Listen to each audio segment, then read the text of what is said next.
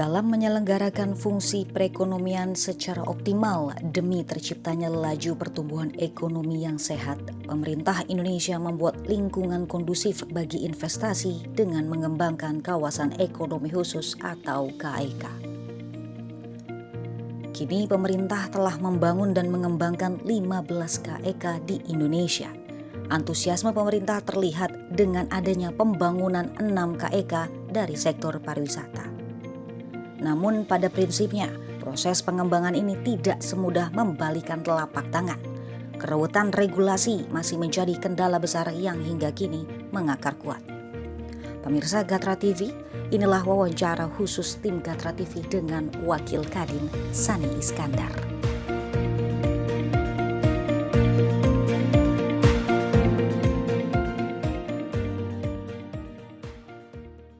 Jadi kerjasama kita ini adalah kerjasama antara Kemenko Perekonomian, khususnya Dewan Nasional KEK, dengan Kadin, khususnya Kadin Bidang Pengembangan Kawasan Ekonomi.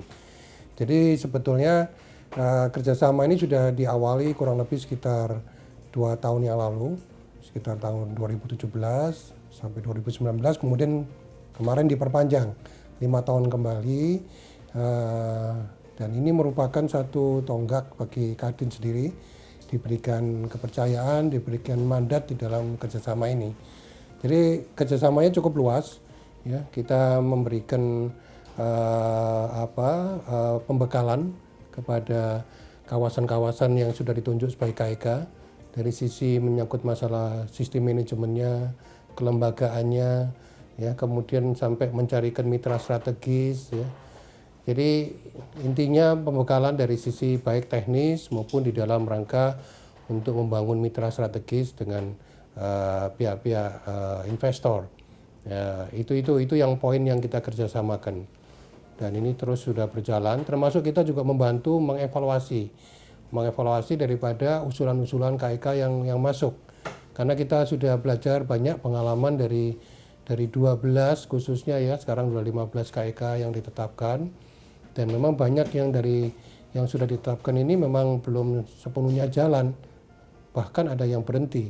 Ya, jadi untuk yang kedepannya kita betul-betul perlu satu evaluasi yang lebih ketat.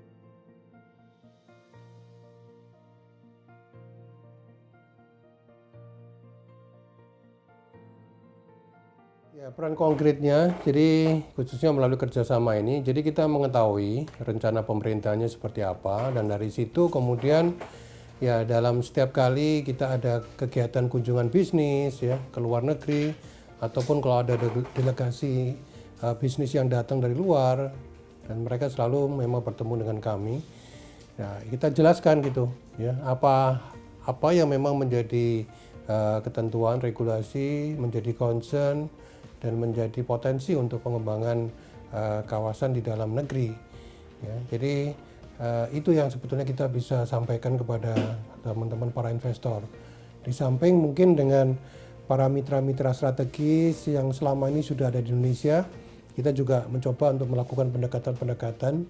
Jadi kalau mereka ingin mengembangkan kawasan ekonomi khusus di Indonesia.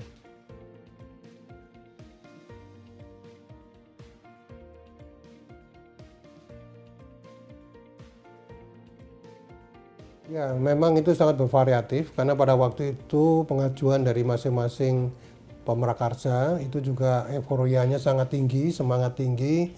Namun dari situ kemudian banyak hal yang memang akhirnya ternyata mereka nggak sepenuhnya siap.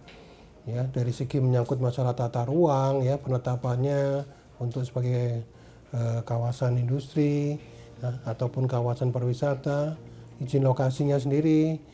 Ya, termasuk sampai kemudian di pembebasan lahannya, ya, kemudian masalah penetapan lokasinya sendiri, ya, ketepatan menetapkan lokasi karena ini harus didukung, ya, dengan berbagai sumber utilitas, ya, apakah itu sumber daya air, utilitas supply energi gasnya, listriknya dan sebagainya, ya, termasuk akses daripada menuju ke kawasan itu tersebut.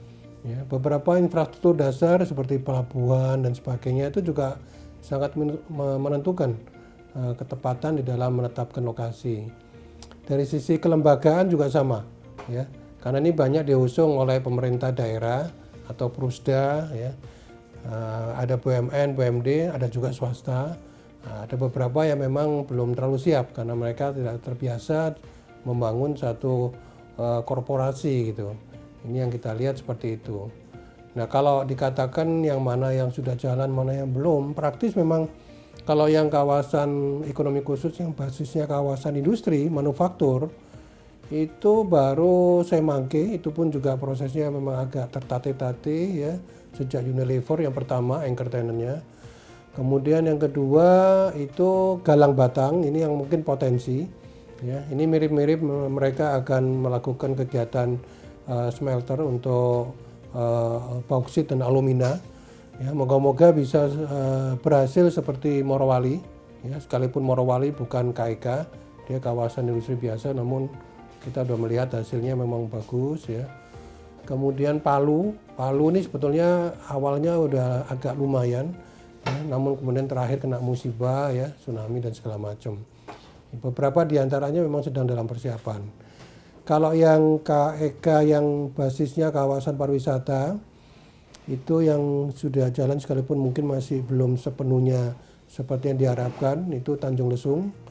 Ya, kemudian Mandalika ya. Mandalika ini karena diusung oleh ITDC ya, Indonesia Tourism Development Corporation. Ini BUMN yang memang bergerak di bidang pengembangan kawasan pariwisata.